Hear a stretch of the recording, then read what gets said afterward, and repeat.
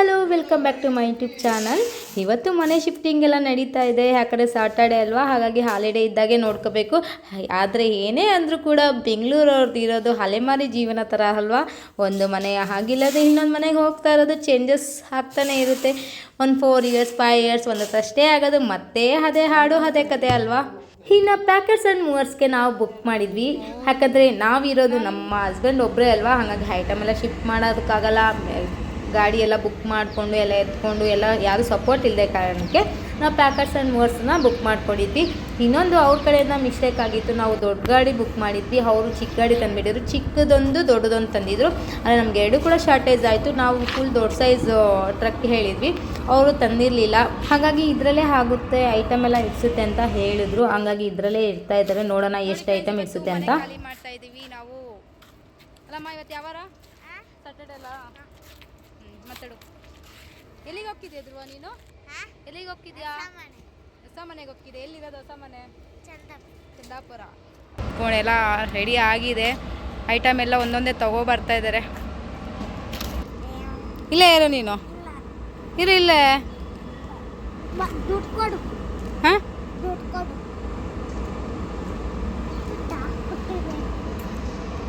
ಖುಷಿ ಇದೆ ಮನೆ ಚೇಂಜ್ ಮಾಡ್ತಾ ಇರೋದು. ಹ್ಯಾಪಿ? ಯಾಕೆ ಹ್ಯಾಪಿ? ಯಾಕೆ ಹ್ಯಾಪಿ ಧ್ರುವ? ಯಾಕೆ ಖುಷಿ ಆಗ್ತಿದೆ ನಿಮಗೆ ಮನೆ ಖಾಲಿ ಮಾಡ್ತಿರೋದು? ಖುಷಿ ಆಗ್ತಿದೆ? ಈ ಮನೆ ಇಷ್ಟ ಆಗಲಿಲ್ಲ? ಯು ಡೋಂಟ್ ಲೈಕ್ ದಿಸ್ ಈ ಹೋಮ್? ನಿಮ್ಮ ಫ್ರೆಂಡ್ಸ್ ಬೇಡವಾ? ಚಾರಿತ್ರಕ್ಕ ಬೇಡ? ಯಾರು ಬೇಡ ನಿಮಗೆ? ಅಕ್ಕಗೆ ಹೇಳ್ದ ಬಾಯ್ ಅಂತ? ಹಾಂ, ಹ್ಞೂ.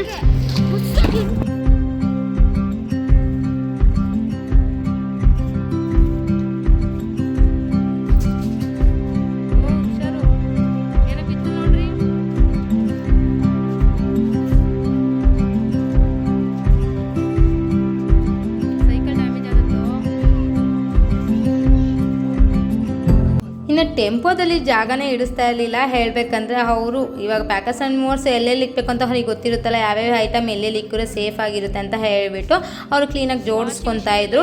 ಯಾಕಂದರೆ ನಾವು ದೊಡ್ಡ ಸೈಜ್ ಟ್ರಕ್ ಬುಕ್ ಮಾಡಿದ್ದು, ಇದು ನೋಡಿದ್ರೆ ಸ್ಮಾಲ್ ಒಂದು ಬಿಗ್ ಒಂದು ಬಂದಿತ್ತು ಟ್ರಕ್, ಆ ಟೆಂಪೋ ಥರ. ಹಾಗಾಗಿ ಅದರಲ್ಲಿ ಹೆಂಗೋ ಐಟಮ್ ಎಲ್ಲ ಇಟ್ಕೊಂಡು ಫೈನಲ್ ಆಗಿ ಇಲ್ಲಿಗೆಲ್ಲ ತಂದು ಇಡ್ತಾ ಇದ್ದಾರೆ. ನೋಡ್ಬೋದು, ಹೊಸ ಮನೆಗೆಲ್ಲ ತಗೊಬಂತಾನೆ ನಾವು ಊಟ ಎಲ್ಲ ಮಾಡ್ಕೊಬಿಟ್ಟು ಇನ್ನು ಕೆಲಸ ಎಲ್ಲ ಮಾಡ್ಕೊತಾ ಇದ್ದೀವಿ. ಯಾಕಂದರೆ ಅಮ್ಮ ನೆಕ್ಸ್ಟ್ ಡೇನೇ ಊರಿಗೆ ಹೋಗ್ಬೇಕಾಗುತ್ತೆ. ಅಷ್ಟರಲ್ಲಿ ಎಷ್ಟು ಕೆಲಸ ಆಗುತ್ತೋ ಮಾಡಿಕೊಡ್ತೀನಿ ಅಂತ ಹೇಳಿಬಿಟ್ಟು ಇಷ್ಟು ಐಟಮ್ ಕಾಣ್ತಿದೆಯಲ್ಲ, ಇಷ್ಟು ಐಟಮೂ ನಾವು ಡಿಸ್ಪ್ಯಾಚ್ ಮಾಡಬೇಕೀಗ. ಹೆಂಗಾಗುತ್ತೆ ಅಂದರೆ ನಿಜ ತುಂಬಾ ತಲೆ ಕೆಟ್ಟೋಗ್ಬಿಡುತ್ತೆ. ಈಗ ಮನೆ ಶಿಫ್ಟ್ ಮಾಡೋದೊಂದು ಒಂದು ವಾರ ಬೇಕಾಗುತ್ತೆ ಫುಲ್ಲು ಎಲ್ಲ ಫಿಕ್ಸ್ ಆಗೋದಕ್ಕೆ, ಆ ಜಾಗದಲ್ಲಿ ನಮಗೆ ಬೇಕಾಗಿರೋ ಥರ ಜೋಡಿಸ್ಕೊಳೋದಕ್ಕೆ. ಈಗ ಸದ್ಯಕ್ಕೆ ಹೇಗೆ ಆಗುತ್ತೆ ಆ ಥರ ಜೋಡಿಸ್ಕೊಳೋಣ, ಆಮೇಲೆ ನನಗೆ ಬೇಕಾದಂಗೆ ಜೋಡಿಸ್ಕೊ ಅಂತ ಹೇಳ್ತು ಅಮ್ಮ. ಹಾಗಾಗಿ ಜೋಡಿಸ್ಕೊತಾ ಇವಾಗ ಸದ್ಯಕ್ಕೆ ಹೇಗೆ ಬೇಕೋ ಆಗ ಜೋಡಿಸ್ಕೊತಾ ಇದ್ದೀನಿ. ಇನ್ನು ಫಿಲ್ಟರ್ ಇಲ್ಲಿ ಬಂದು ವಾಟರ್ ಬಂದು 30 ರೂಪೀಸ್ ಇದೆ. ನಮ್ಮನೇಲಿ ಫಿಲ್ಟರ್ ಇರೋದಕ್ಕೆ ಏನೂ ಪ್ರಾಬ್ಲಮ್ ಇಲ್ಲ. ಇಲ್ಲಿ ಸ್ವಲ್ಪ ವಾಟರ್ ಬಿಲ್ ಜಾಸ್ತಿ ಅಂತ ಅಂದ್ಕೊತೀನಿ. ಯಾಕಂದರೆ 30 ರೂಪೀಸ್ ಒಂದು ಕ್ಯಾನು, 20 ರೂಪೀಸ್ ಯೂಸ್ವಲಿ ಇರುತ್ತೆ. ಇನ್ನು 5 ರೂಪೀಸ್ ಕಾಯಿನ್ ಇರುತ್ತೆ. ಇಲ್ಲಿ ನಿಯರ್ ಇಲ್ಲ ನಾವು ಇವಾಗ ಬಂದಿರೋ ಹತ್ರ.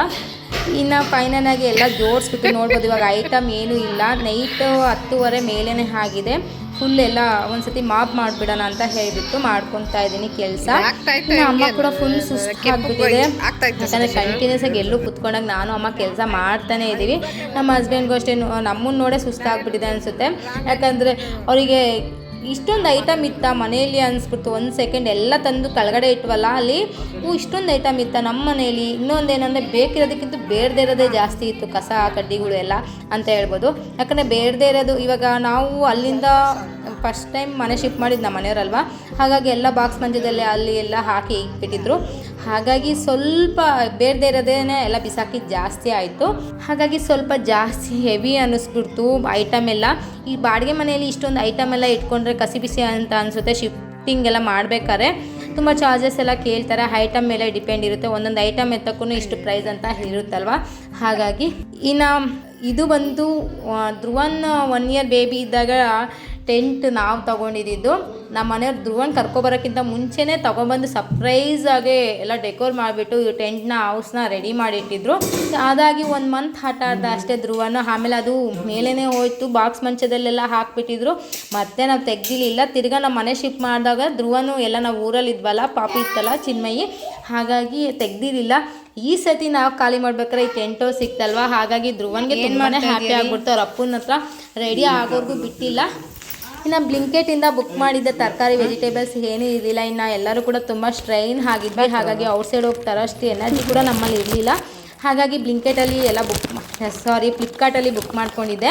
ಇನ್ನು ವೆಜಿಟೇಬಲ್, ಸೌತೆಕಾಯಿ, ಮೆಂತ್ಯ ಸೊಪ್ಪು ತುಂಬಾ ಕಡಿಮೆ ಪ್ರೈಸಲ್ಲೇ ಸಿಕ್ತು. ಎಲ್ಲ ಫ್ರೆಶ್ ಆಗಿದೆ ಅಂತ ಹೇಳ್ಬೋದು, ತುಂಬ ಚೆನ್ನಾಗಿದೆ. ಇನ್ನು ಹಾಲು ಮೊಸರೆಲ್ಲ ಬೇಕಿತ್ತು. ಇನ್ನು ಫ್ಲಿಪ್ಕಾರ್ಟಾಗೆ ಎಲ್ಲ ಬುಕ್ ಮಾಡ್ಕೊಂಡಿದ್ದೆ ತರಕಾರಿಗಳು. ಫಸ್ಟ್ ಟೈಮ್ ಅನಿಸುತ್ತೆ ನಾನು ಈ ಥರ ಬುಕ್ ಮಾಡ್ಕೊಂಡಿದ್ದು, ಯಾವಾಗೂ ನಾನು ಬುಕ್ ಮಾಡ್ಕೊತಿಲಿಲ್ಲ.